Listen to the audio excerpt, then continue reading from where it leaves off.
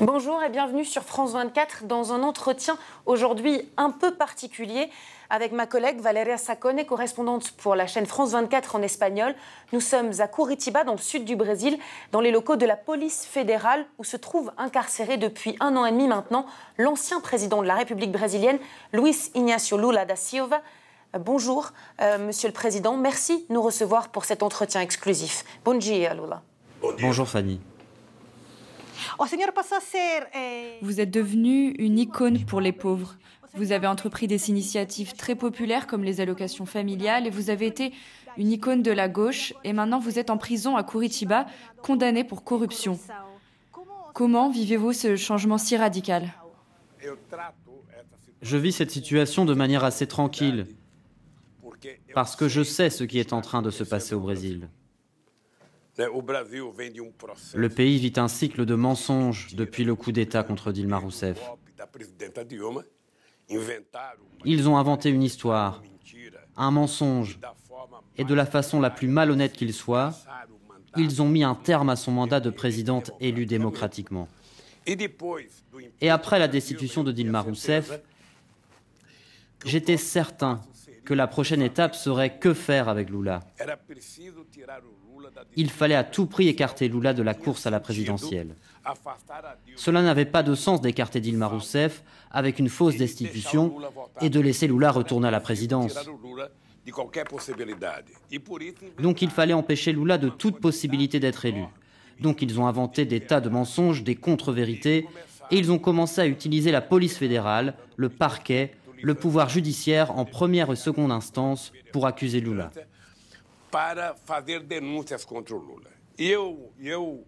J'aurais pu ne pas me rendre à la police fédérale. J'aurais pu fuir dans un autre pays, demander refuge à une ambassade. J'ai décidé de venir ici pour pouvoir prouver mon innocence. Je veux prouver que les menteurs sont ceux qui m'ont accusé. Et je vais le prouver. Donc je suis très tranquille. Je sais ce qui se passe au Brésil. Je sais les intérêts américains au Brésil. Avec la découverte de gisements de pétrole présalifères en 2007, la plus grande réserve de pétrole découverte au XXIe siècle. Ils voulaient contourner les lois que nous avons votées qui garantissent que le pétrole bénéficie au peuple brésilien. Ils n'ont jamais accepté cela. Il y a eu en même temps contre moi la construction d'une alliance entre le parquet, le juge Moro, le secrétariat d'État américain et la presse brésilienne.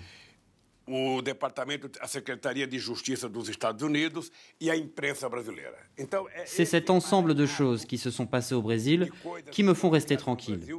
Je vais prouver que les voleurs sont ceux qui m'ont emprisonné. Vous avez toujours clamé votre innocence, affirmant que vous étiez victime de mensonges, d'un montage, comme vous l'avez dit. Cependant, les cas de corruption à grande échelle qui ont impliqué Petrobras et d'autres grandes entreprises ont bien existé. Comment le président d'un pays comme le Brésil pouvait ignorer ce qui se passait?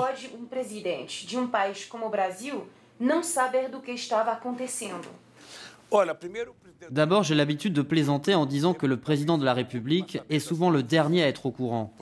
Parce que ceux qui pratiquent la corruption le font en silence. Ils ne veulent pas faire la une de la presse. Ce ne sont pas toujours les dirigeants des entreprises, mais ceux qui sont à des niveaux inférieurs. La Petrobras est une entreprise qui a une gouvernance très développée, avec un conseil dirigé par la société civile. Ceux qui se sont rendus coupables de corruption, si c'est vraiment le cas, travaillaient dans l'entreprise depuis plus de 30 ans. C'étaient des fonctionnaires recrutés sur concours pour leurs qualifications techniques.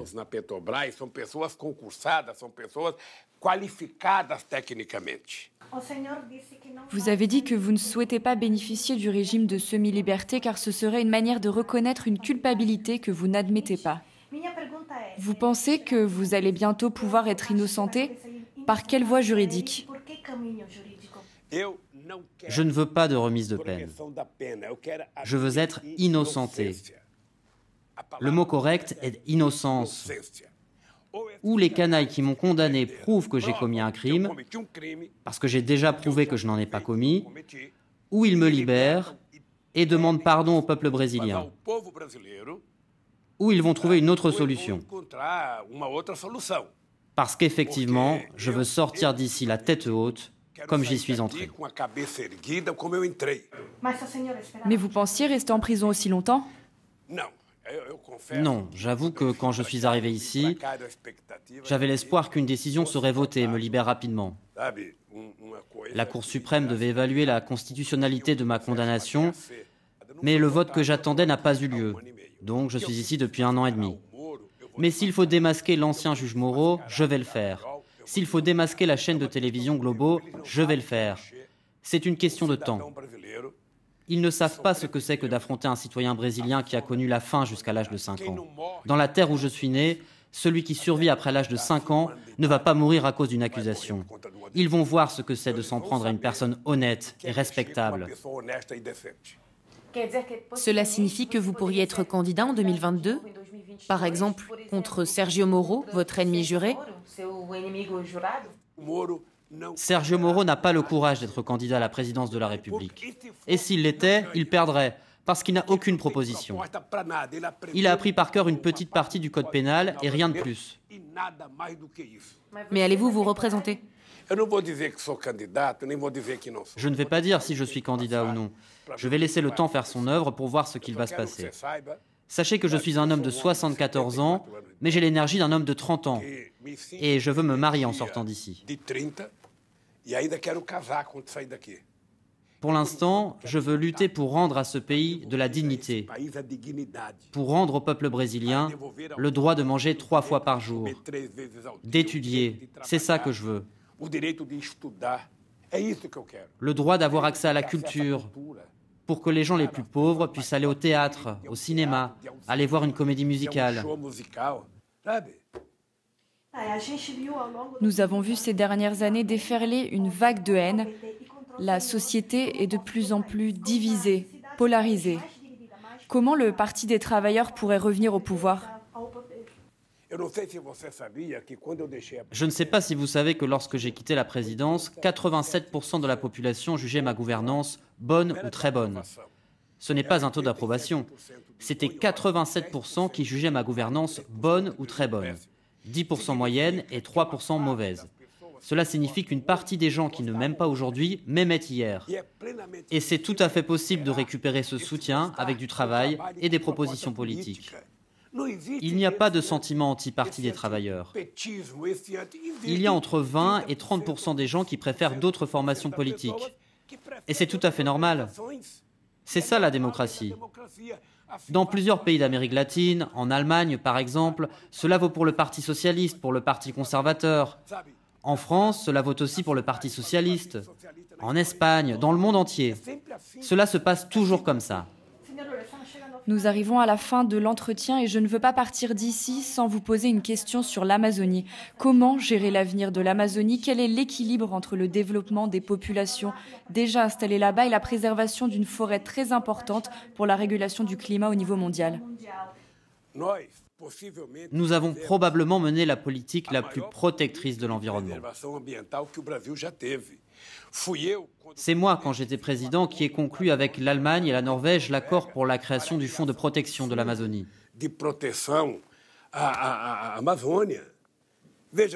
Nous devons comprendre que l'Amazonie brésilienne est un territoire souverain, mais que le Brésil doit être conscient que la biodiversité amazonienne intéresse l'ensemble de la planète.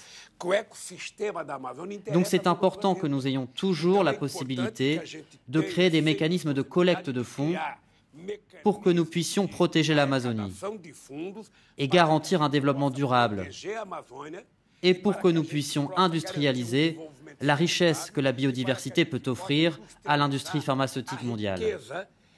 C'est tout à fait possible.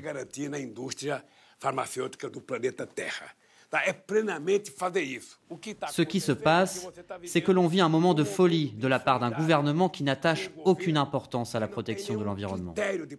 Bolsonaro n'aime pas les Indiens, n'aime pas les extracteurs de caoutchouc, Bolsonaro n'aime pas les arbres, Bolsonaro n'aime pas les partisans du Parti des travailleurs, Bolsonaro n'aime pas les pauvres, les syndicalistes. Il a déjà dit que les Indiens étaient des clochards, que les Noirs étaient des clochards, que les partisans du PT devaient mourir, tout ce qu'il n'aime pas. Vous venez d'être nommé citoyen d'honneur de la ville de Paris. C'est un titre que très peu de personnes obtiennent. Vous êtes fier d'avoir tiré des millions de personnes de la misère au Brésil. Alors, comment se fait-il que vous soyez plus populaire à l'étranger que dans votre propre pays?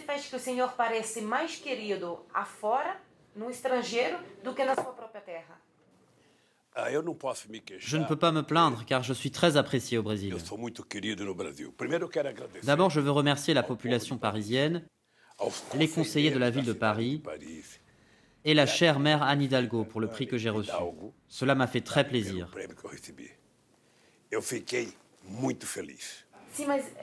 Mais on ressent une certaine colère, une certaine diabolisation de votre personne.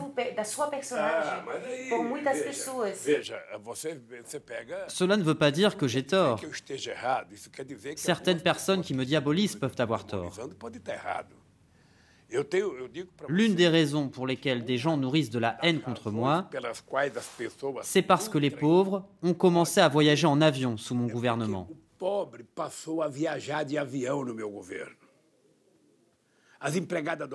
Les employés domestiques ont commencé à acheter et utiliser le même parfum que leur patronne mettait pour aller dîner. Les employés de maison, les jardiniers, ont commencé à pouvoir acheter des voitures. Les gens ont commencé à avoir des droits. Et on dirait que cela a dérangé une partie de la classe moyenne. Pas seulement au Brésil, mais dans le monde entier, qui n'accepte pas qu'il y ait de l'inclusion sociale.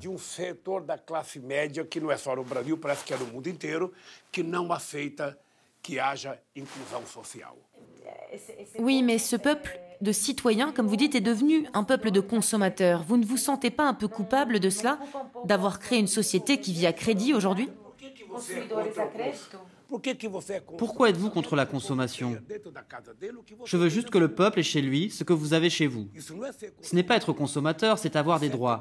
J'ai le droit de travailler, j'ai le droit de m'habiller, d'avoir un logement, d'entrer à l'université, d'avoir accès à un portable, à un ordinateur, de prendre un repas le midi. Ce n'est pas le caprice de quelqu'un qui veut accumuler. Les gens n'accumulent pas, ils survivent. Je propose la chose suivante, que le peuple brésilien puisse consommer ce qu'il produit, qu'il puisse acheter ce dont il a besoin et qu'il puisse vivre dignement, parce que sans consommation, il n'y a pas de société. Aquilo que ele precisa e que possa viver dignamente, porque sem consumo você não tem sociedade.